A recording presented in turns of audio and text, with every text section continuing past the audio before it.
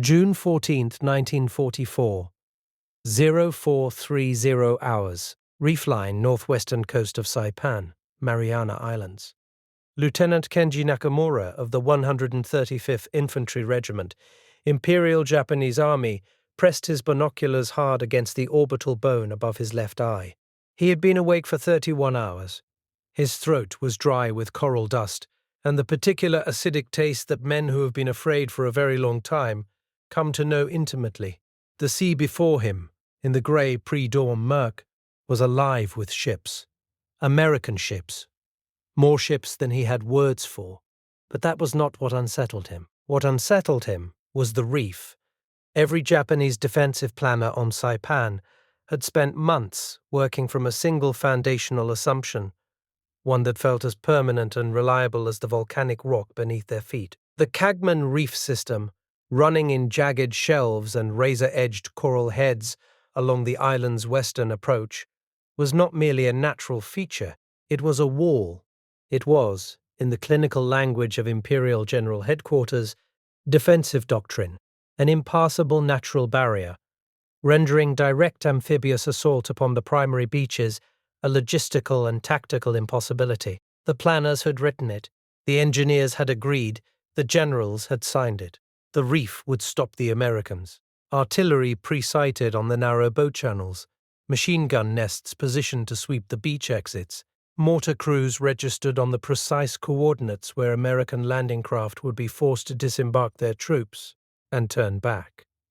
He had a system. The system depended on the reef doing what reefs do.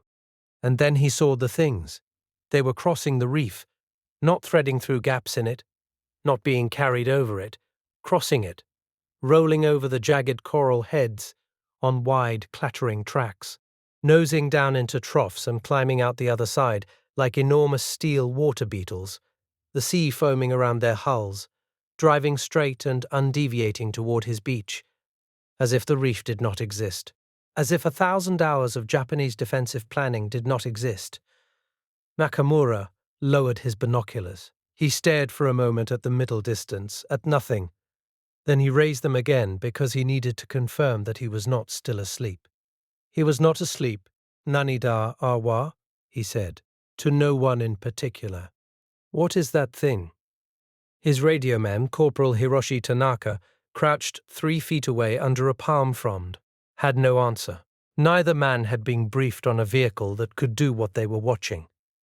Their intelligence files contained photographs of American LCVP Higgins boats, of DKWs, of conventional landing craft that floated.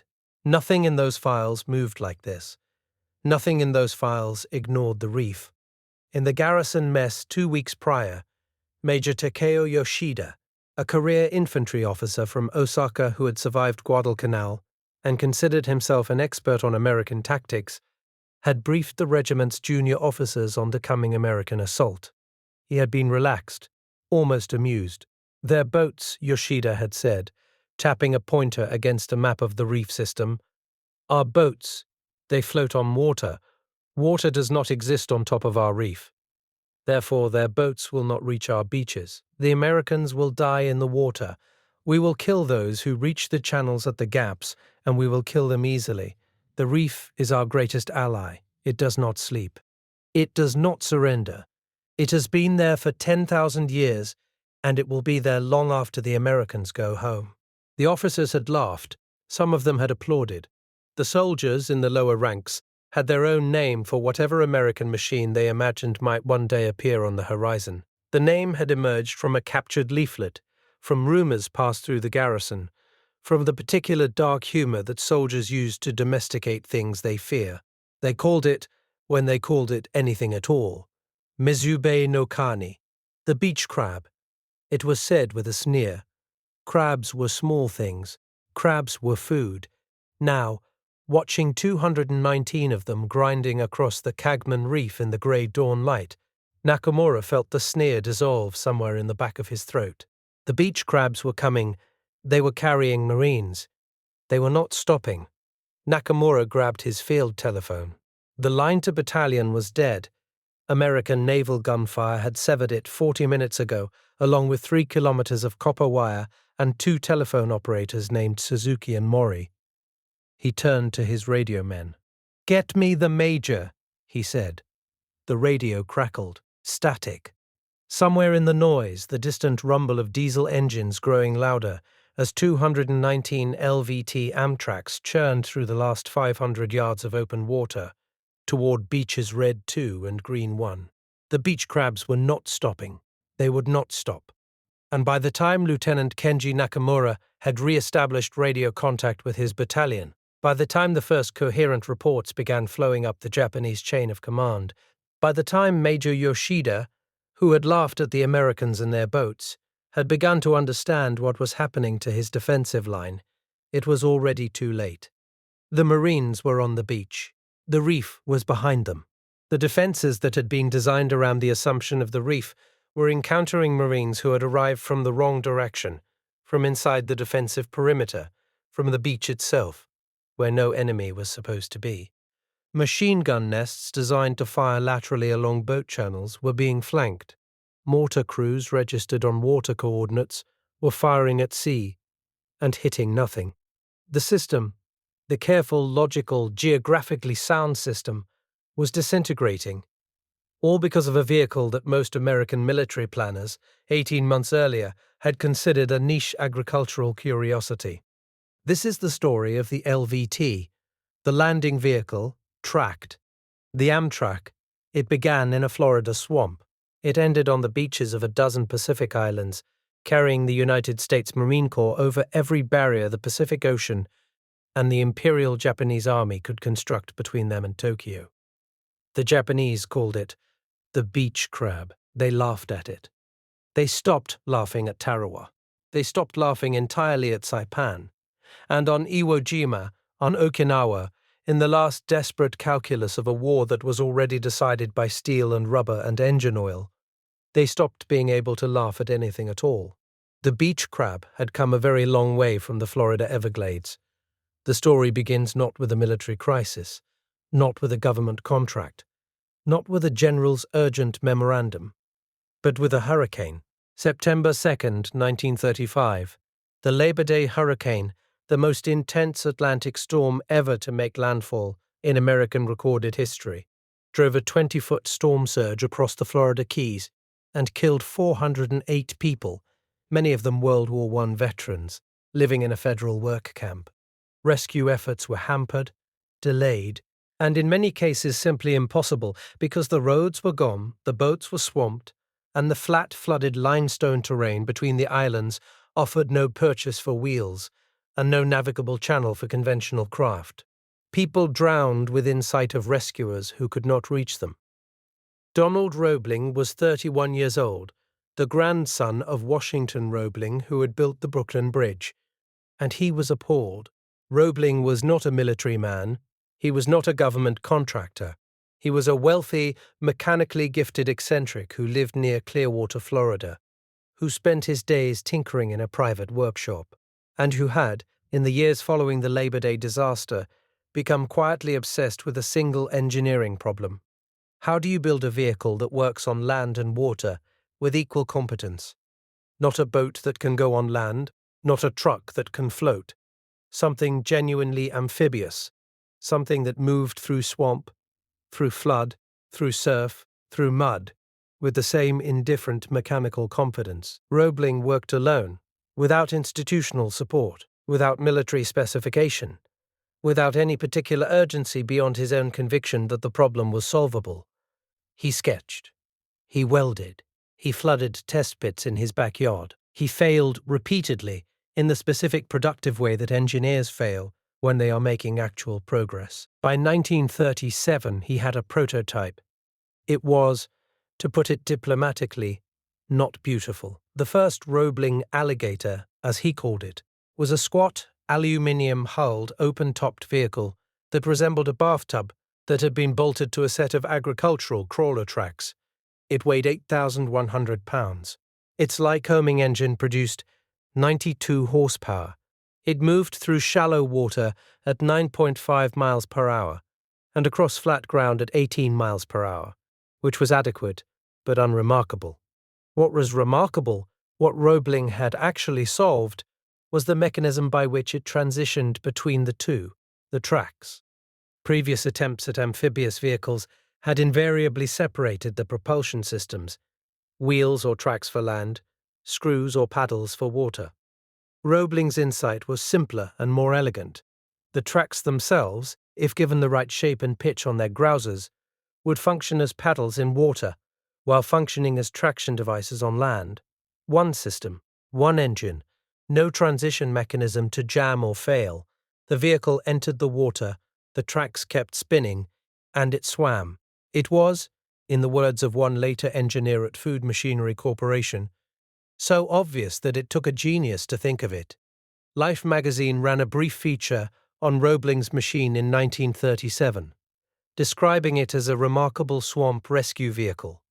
The article was read, among millions of Americans, by a brigadier general in the United States Marine Corps named Holland McTire Smith. Smith filed the clipping. He had been thinking about something. Smith, later known throughout the Pacific as Howlin' Mad, Smith for his volcanic temper and his absolute impatience with obstacles, human or geographic, had been worrying about the problem of amphibious assault for years. The Marines were, by doctrine, a force designed to conduct opposed landings on hostile shores. The central tactical problem of every opposed landing was the same. How do you get men from ship to beach under fire without the surf, the sand, and the enemy killing them all before they can fight? Conventional landing craft had a partial answer. They got men close. But the transition zone, the surf, the shallow water, the beach itself remained a killing ground. Men waded. Men drowned. Men were cut down in the water where they couldn't maneuver and couldn't fight back. What if, Smith had been thinking, there was a vehicle that never stopped, that went from ship to water, to reef to beach to inland objective, without pause, without transition, without that fatal moment of wading? Roebling's machine was not that vehicle, not yet, but it was the chassis of that vehicle. The Marine Corps approached Roebling in 1938. The conversation was, by all accounts, brief and practical. The Marines wanted a military version. Roebling agreed to build one. He was given no contract. He was given no money. He was given a list of requirements and the understanding that if he built something useful, the government would be interested. He built it anyway, on his own money. By 1940, the second prototype, the LVT, one, though it wasn't called that yet, had undergone extensive modification. The hull was redesigned for ocean surf rather than swamp water. The tracks were uprated. The engine was replaced with a Continental W6, 7.0 aircraft engine producing 146 horsepower. Empty weight climbed to 18,500 pounds. Payload capacity reached 4,500 pounds, enough for 18 fully equipped combat marines or equivalent cargo. The Bureau of Ships tested it in November 1940 at Quantico, Virginia. The test report, authored by Commander Victor Krulak, a small, ferociously intelligent officer who would later become a three-star general and one of the principal architects of Marine Corps doctrine, was cautiously optimistic. The vehicle demonstrates genuine amphibious capability, Krulak wrote. Its performance in surf conditions exceeds that of any existing landing craft. Its ability to traverse obstacles, including coral formations and beach gradients, is unprecedented. Significant limitations exist in its land speed, armament capacity, and crew protection. These limitations are addressable through engineering refinement. The fundamental concept is sound and deserves immediate development priority. The fundamental concept was sound. The Food Machinery Corporation of Riverside, California, FMC, received the production contract in July 1941. They had never built a military vehicle. They made agricultural equipment, spraying machines, cannery equipment, farm tractors. Their workforce of 3,200 employees had spent the previous decade manufacturing devices for harvesting peaches. They would now manufacture the vehicle that harvested Pacific Islands. Initial production figures were modest, 200 units authorized in the first contract. The LVT One in production form was 21 feet 6 inches long, 9 feet 10 inches wide, with a hull draft of 2 feet 7 inches, fully loaded. Its Continental W6 709A engine produced 250 horsepower at 2,400 revolutions per minute. Water speed was 7.5 miles per hour. Land speed was 12 miles per hour on hard surface, 6 miles per hour on soft sand. Fuel capacity of 157 gallons gave it a range of 150 miles on land or 50 miles at sea. It carried no armor, it carried no weapons except whatever the Marines inside it brought aboard. It was, in its first production iteration, essentially a large, noisy, mechanically reliable ferry. Chief Machinist's mate Raymond Burrows, one of the Navy mechanics assigned to evaluate the production LVT, one at San Diego in early 1942, was not impressed. "It's loud as hell," Burrows wrote in his evaluation report, dated February 17, 1942. "The crew inside can't communicate except by shouting or hand signals. The exhaust runs the length of the hull and makes the deck hot enough to cook on. In the water, it handles like a very large, very slow bathtub with ambitions. I do not understand how this vehicle is supposed to survive in a combat zone, because it cannot outrun anything, it cannot shoot back at anything, and it is made of aluminum which will not stop a rifle bullet at close range. With respect, whoever decided this was a combat vehicle has not spoken to anyone who has been in combat."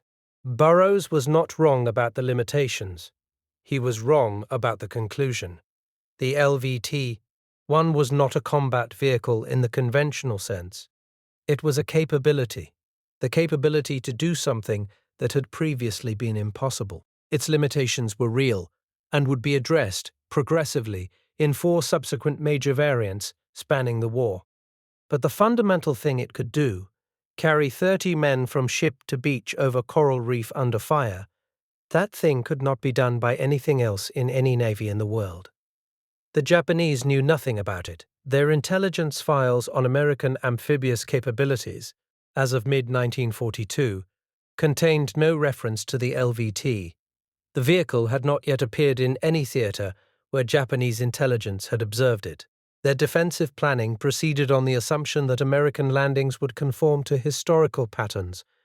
Higgins boats, wade ashore assaults, coral reef as terminal obstacle. It was a reasonable assumption. It was also the assumption that would eventually cost them the Pacific. The LVT's combat debut was not a triumph.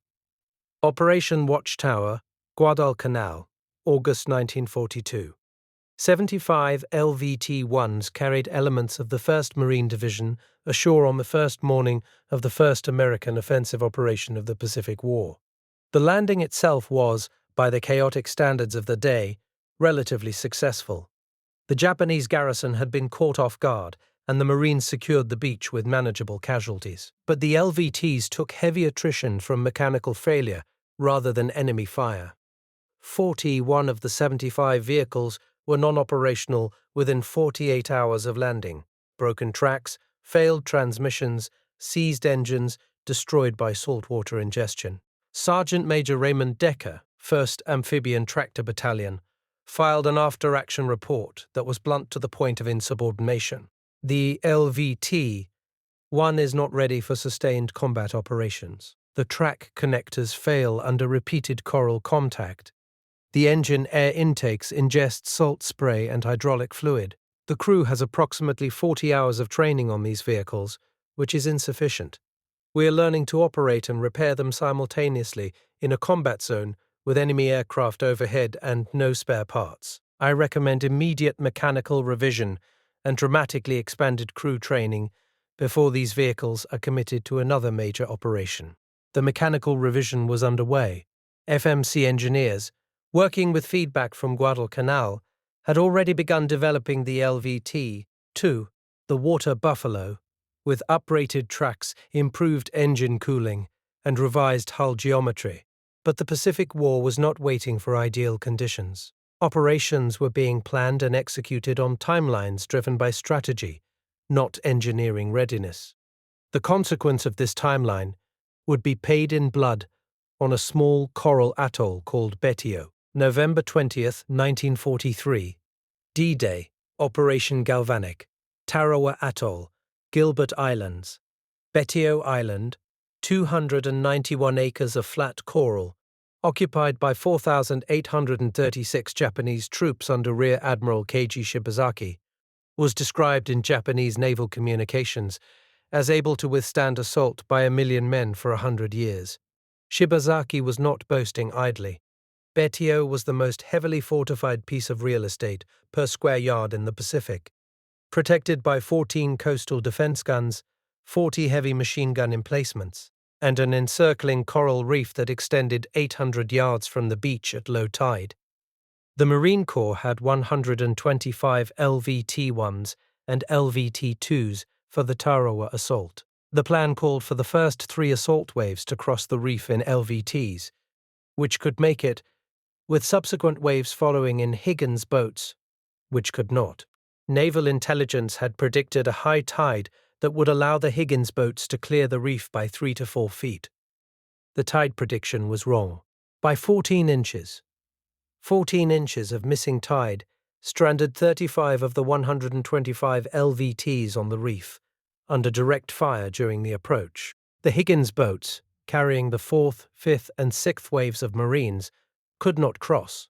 The men climbed out and waded 700 yards through chest-deep water under machine gun fire that was described by survivors as a solid wall of lead. The Marines who did cross the reef in LVTs had a different experience, and it illuminated both the vehicle's potential and its current deficiencies with terrible clarity. Corporal James Meadows, 2nd Amphibian Tractor Battalion, drove his LVT, one across the reef, under fire and onto the beach at 0912 on November 20th. His after-action account, recorded at the 2nd Marine Division Field Hospital on November 23rd, Meadows had taken a shrapnel wound to the left shoulder but refused evacuation, described the crossing, "We hit the reef at full throttle. The tracks dug in and we went over. I couldn't see anything except water and smoke and the inside of the hull. The guys in the back were quiet. You couldn't hear anything over the engine anyway. We took hits on the hull. I could feel them, like someone throwing rocks at a tin can. Bang, bang, bang. One round came through the port side and went out the starboard, over everybody's heads, clean through. We hit the beach and I dropped the ramp, and the guys went out and I backed up to go get more. That's when I found out the engine was on fire." Meadows' engine had been damaged by gunfire during the crossing. His LVT completed one run and became a non-operational hulk on the beach. Of the 125 LVTs committed to Tarawa, 90 were destroyed or disabled. The Marines who made it across suffered 1,009 killed and 2,101 wounded in 76 hours of fighting, a casualty rate that shocked the American public and produced a congressional inquiry. The battles were costly. The lessons were expensive, but they were learned. Vice Admiral Mitsumi Shimizu, commanding the Japanese Fourth Fleet from his headquarters at Truk, received the after-action intelligence reports from Tarawa with genuine contempt for the American approach.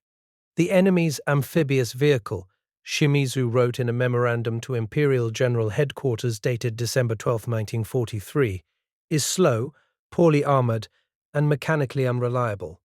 Its losses at Tarawa were severe.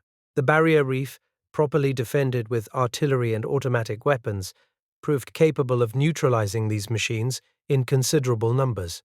I recommend our defensive doctrine continue to rely upon the reef as the primary obstacle against amphibious assault, supplemented by beach obstacles and pre-registered fire. The American beach crab, as our troops have named it, is a clumsy thing that will be stopped by any determined defender with adequate firepower. He was drawing the wrong lesson from it. What Tarawa had demonstrated was not that the LVT concept was flawed. It had demonstrated 3 specific addressable problems. The LVT, one needed better armor. The assault needed more LVTs so that no wave was forced to use conventional boats. And naval gunfire preparation needed to be more thorough in destroying defensive positions before the first wave crossed the reef. These problems were solvable. The Americans solved them. Meanwhile, in the workshops of the Food Machinery Corporation, engineers were already test-fitting steel armor plate to the hull of the LVT-2. The LVT-2 Water Buffalo had been in production since mid-1942, featuring improved tracks with W-shaped grousers that gave significantly better traction on coral and sand, a more powerful Continental W670 9A engine, and a cargo capacity increased to 6,000 pounds. But it was still unarmored. The LVT A-1, the armored variant, carried a 37 mm gun turret from the M3 Stuart light tank, providing the first integral offensive firepower.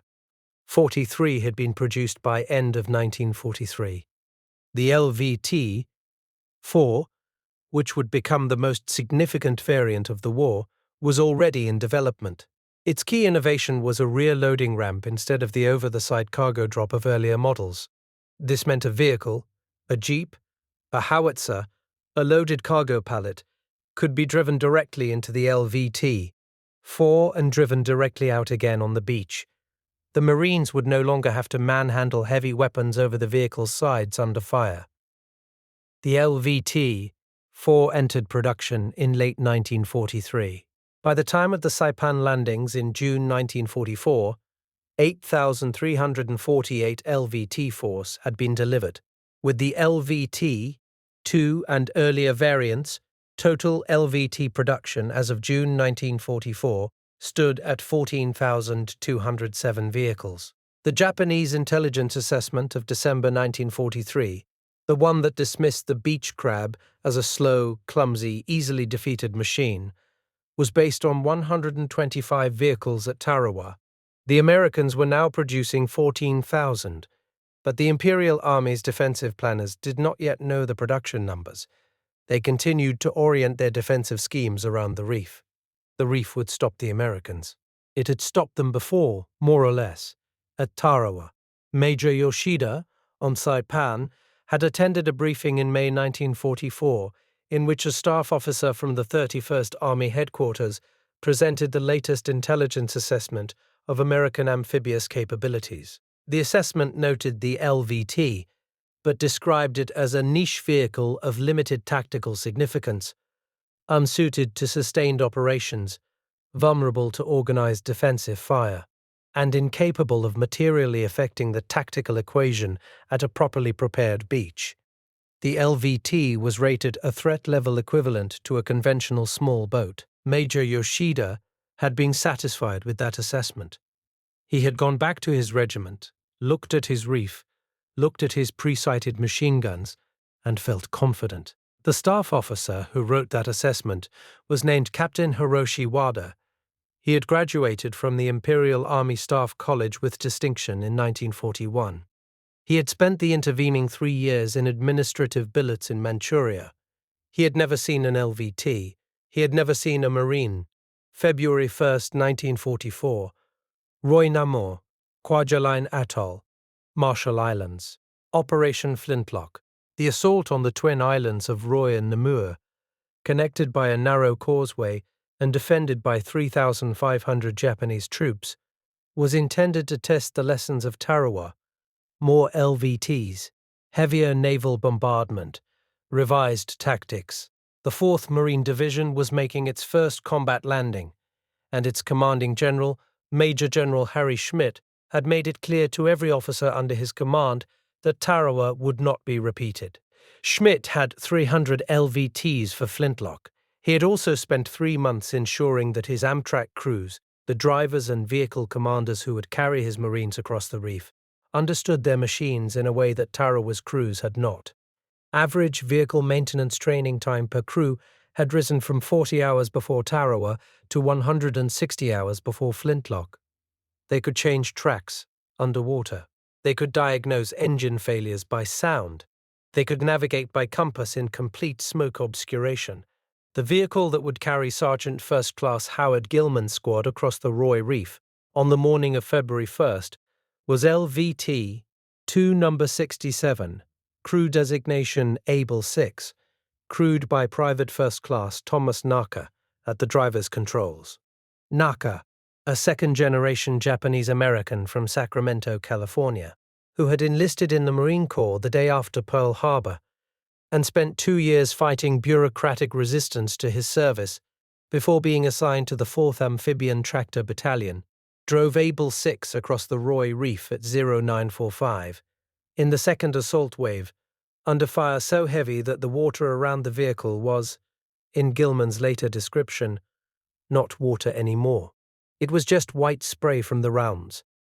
Able 6 was hit 14 times between the reef line and the beach. The first hit, a 25 autocannon round, destroyed the port track tensioner at the reef line. Naka kept driving on the damaged track. The second and third hits, from machine gun fire, penetrated the hull below the waterline. The bilge pumps, automated and mechanical, managed the flooding. The fourth hit, a mortar fragment, killed the vehicle's air-cooled engine fan. Engine temperature began climbing toward critical. Naka kept driving. Hits 5 through 11 were rifle and machine gun rounds that rang off the hull and killed no one. The Marines in the cargo bay were flat on the deck, and the rounds were not penetrating. Hit 12 was a 47 anti-tank round that struck the bow at an angle, deflected, and tore through the starboard side above the waterline, passed through the cargo compartment 15 inches above the deck where Gilman's squad lay prone, and exited through the port side, wounding one man in the left calf. Hit 13 was a second 47 round that hit the engine cover directly. The engine seized. Able 6 lost power 40 yards from the beach, coasting on momentum through the last of its forward travel. It grounded on the beach under its own inertia. Naka pulled the emergency brake. Gilman dropped the ramp. The squad went out, firing as they went. "I looked back at the vehicle once," Gilman said in an oral history interview recorded at Quantico in 1987. "It looked like someone had taken a can opener to it. Holes everywhere. Smoke coming out the top. One track completely off. Naka was still sitting in the driver's seat, checking his instruments. I don't know what he thought he was going to find. The engine was done. But that's what he did. He checked his instruments, like he was going to fix it." 269 Thomas Naka, Private First Class, was evacuated from Roy with a shrapnel wound to the right forearm that he had not reported during the crossing. He received the Navy Cross. The citation noted that he had delivered his Marines to the beach under continuous direct fire despite catastrophic damage to his vehicle, that he had maintained vehicle control under conditions where abandonment would have been justified, and that his actions had enabled the success of the second assault wave on Red Beach 1. It was, in the words of the citation, above and beyond the call of duty.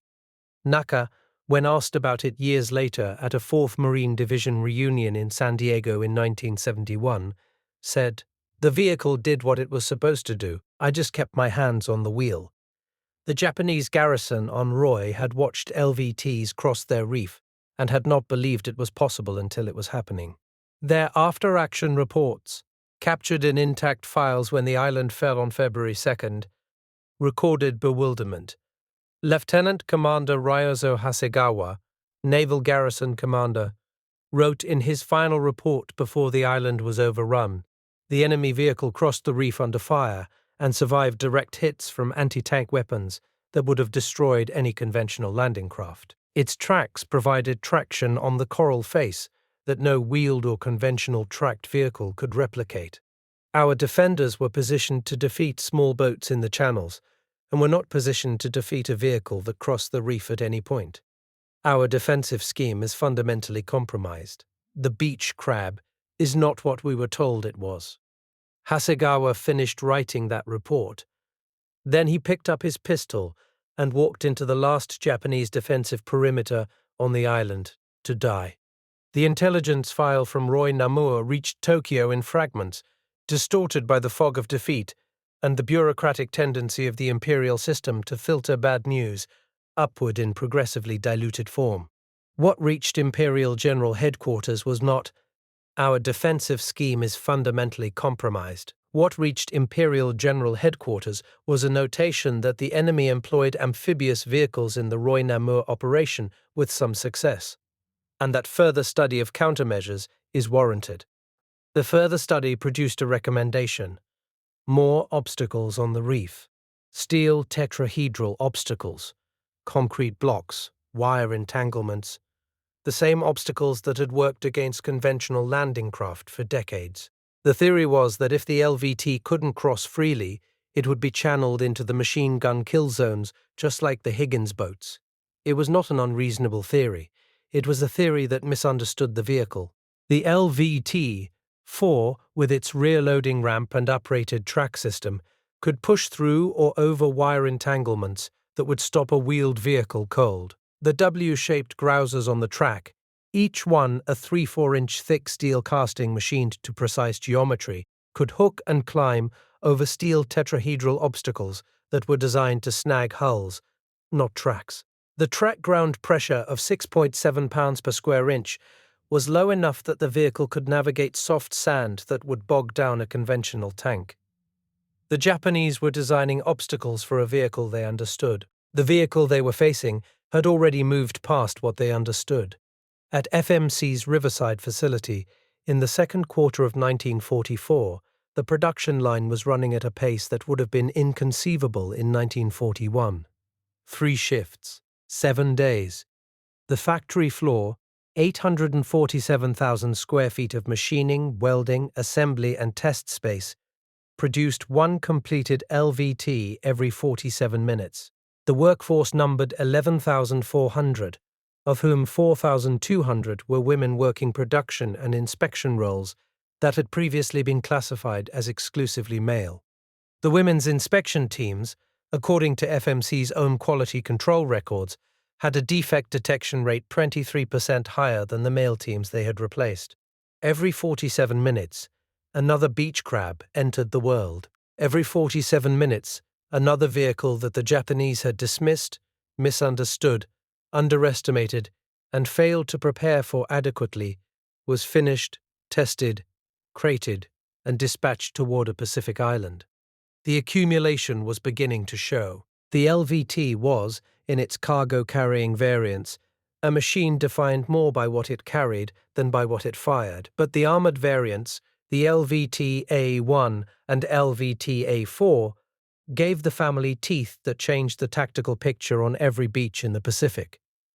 The LVT A4, the dominant armored variant of the Saipan and Iwo Jima campaigns, was built around the M8 howitzer motor carriage turret, housing a 75 mm M2 pack howitzer with an elevation range of -20 to +45 degrees. The howitzer fired a 14.7-pound high-explosive round at a muzzle velocity of 1,250 feet per second. Each vehicle carried 100 rounds of main gun ammunition and 1,000 rounds for its .30 caliber secondary armament. Rate of fire for an experienced crew was 4 rounds per minute sustained, with a burst capability of 6 rounds per minute for up to 90 seconds before barrel heating required reduction. At Saipan, LVT A4S of the 2nd Armored Amphibian Battalion fired a combined total of 47,382 rounds of 75 mm ammunition during the first 4 days of the assault, an average of 194 rounds per vehicle per day, consuming 2.86 tons of main gun ammunition per vehicle per operational day. This was not surgical fire. It was not intended to be.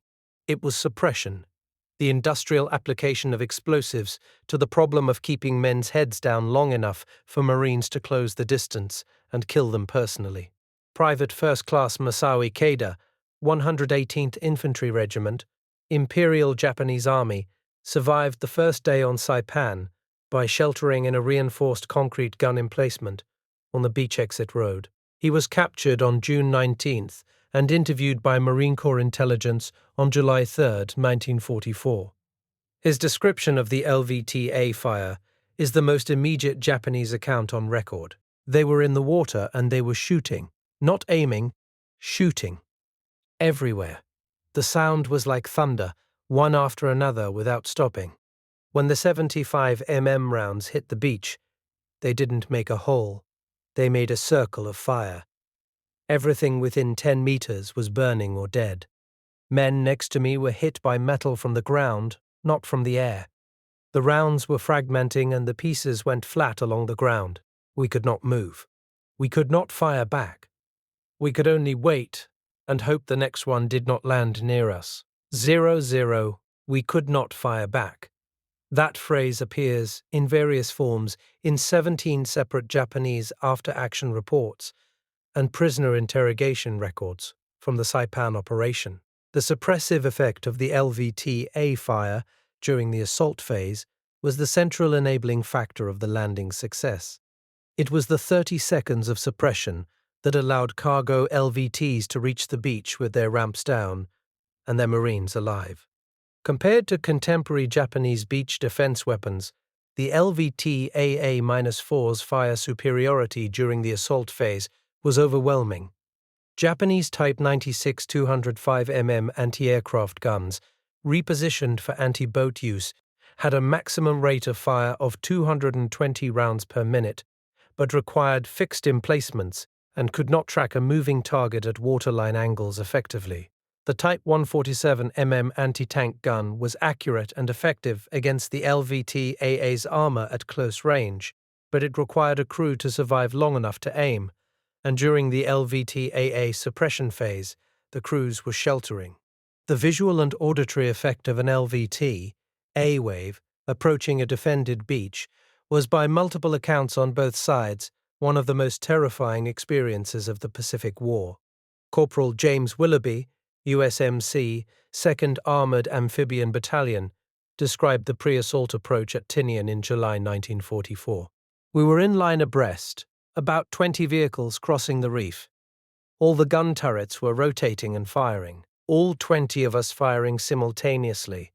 The water around us was full of shot columns from their return fire, but we were firing back. The noise was indescribable. You couldn't hear anything human. It was all engine and gunfire, and the sound of rounds hitting the hull, which you feel more than hear. I had no idea if I was going to make it to the beach. I had no idea if any of us were going to make it. I just kept driving and firing, and the beach kept getting closer. Nor_line, February 1945, the LVT force was its largest yet.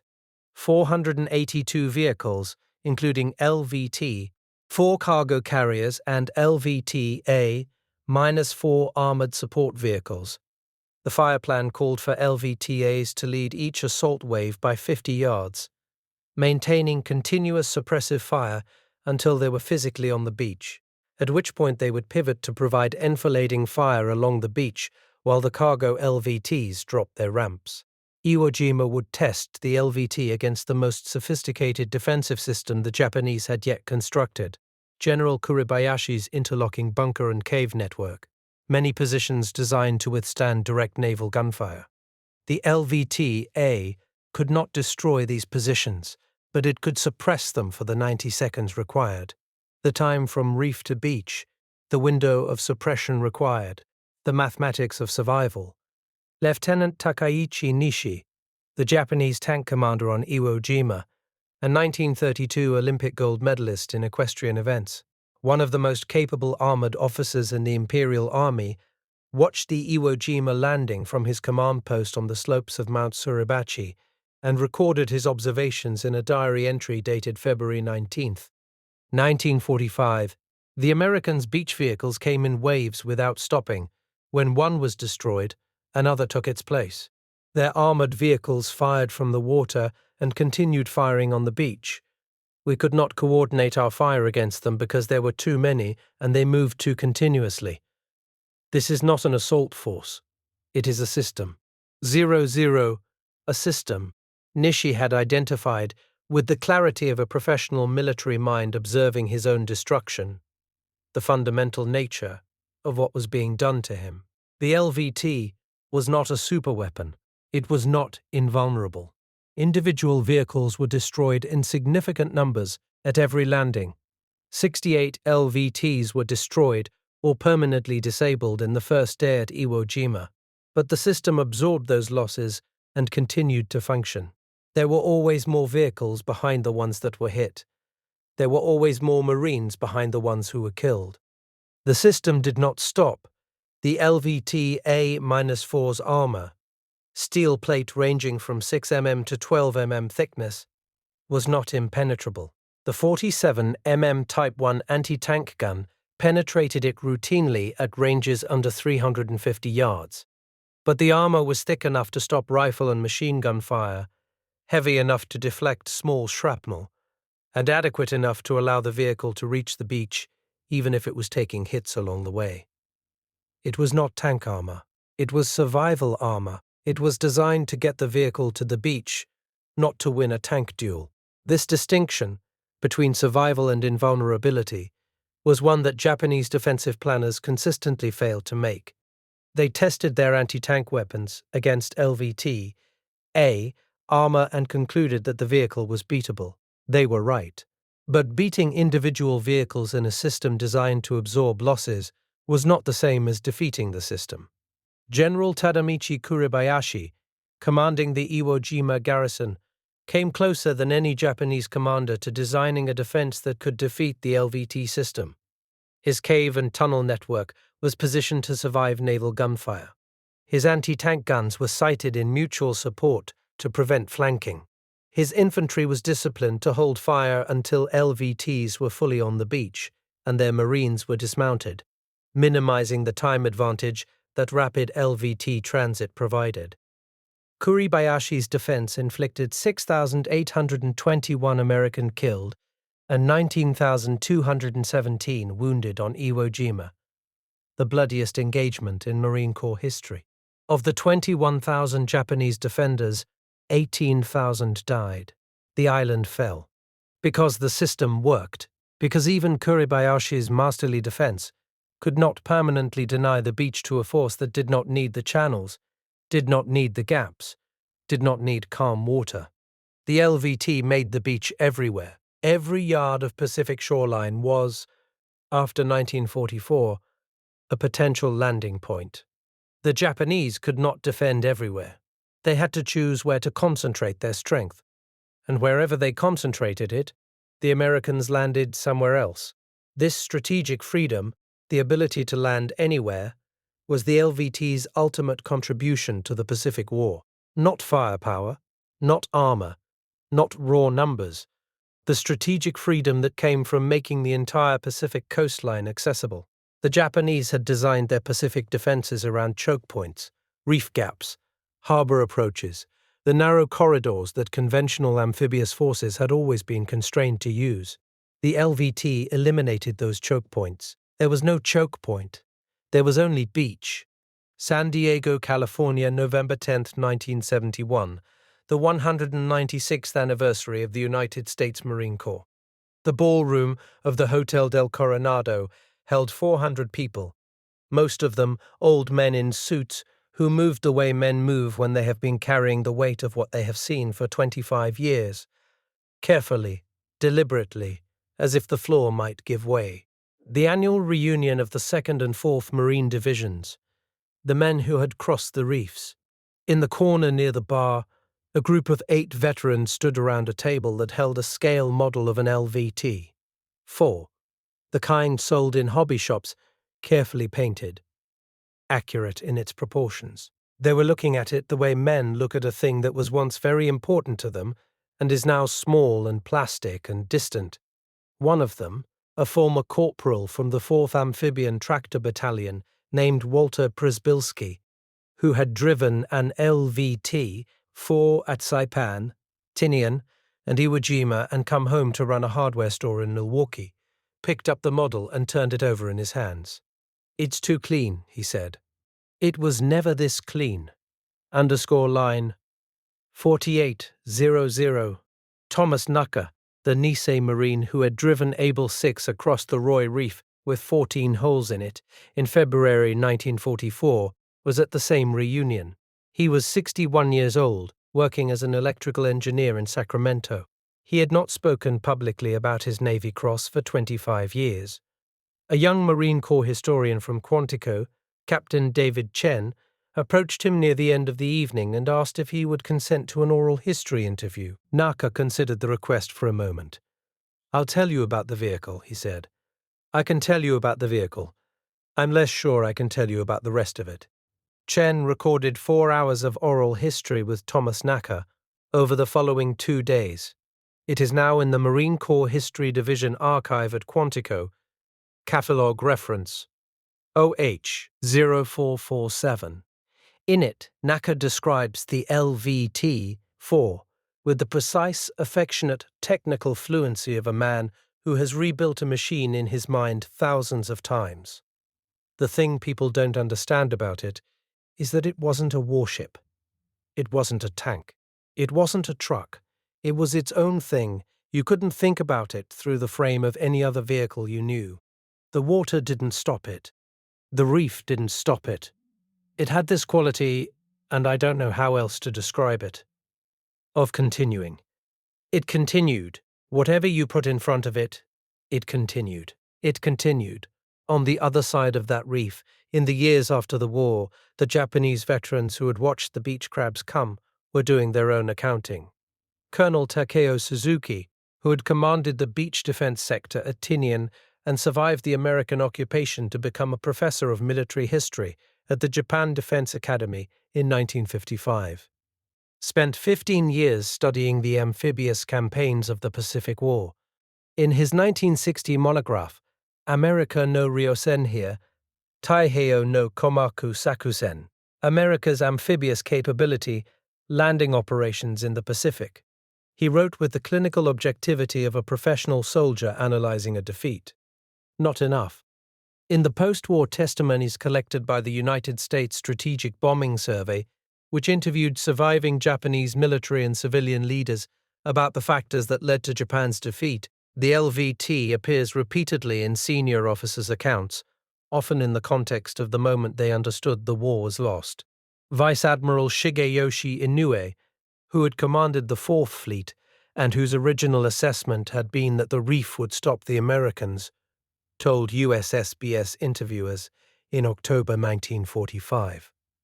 When I received the reports from Saipan, when I understood that the enemy had simply crossed the reef with their vehicles and landed on the beaches we believed were protected, I knew the Marianas were gone. And when the Marianas were gone, I knew the war was gone. Not immediately, not today or tomorrow, but the mathematics were clear. They had a vehicle we could not match. They had production we could not match. They had time and we did not. The war was already decided. We simply had not finished fighting it. The war was already decided. We simply had not finished fighting it. Covering 435 Japanese officers and officials interviewed between August and November 1945, contained 37 separate references to the LVT or to American amphibious vehicle capability as a decisive factor in the Pacific War's outcome. The median response, when interviewers asked Japanese officers at what point they had concluded that Japan could not win the Pacific War, clustered around the period of June to August 1944, the fall of Saipan, and the Battle of the Philippine Sea, the same period in which the LVT assault doctrine had reached its mature, fully realized form.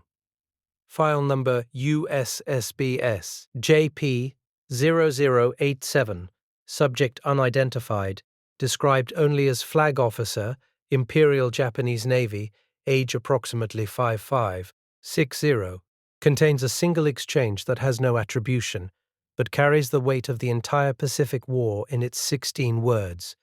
Interviewer: when did you first think Japan would lose? When I saw what they had made to cross the reef. New_line 52. The National Museum of the Marine Corps, Triangle, Virginia. In the main hall, displayed on a raised platform under permanent museum lighting that makes its aluminum hull gleam as it never gleamed on any Pacific beach, sits an LVT-4. It is painted in the olive drab and white wave insignia of the 4th Marine Division as it appeared on D-Day at Saipan, June 15, 1944.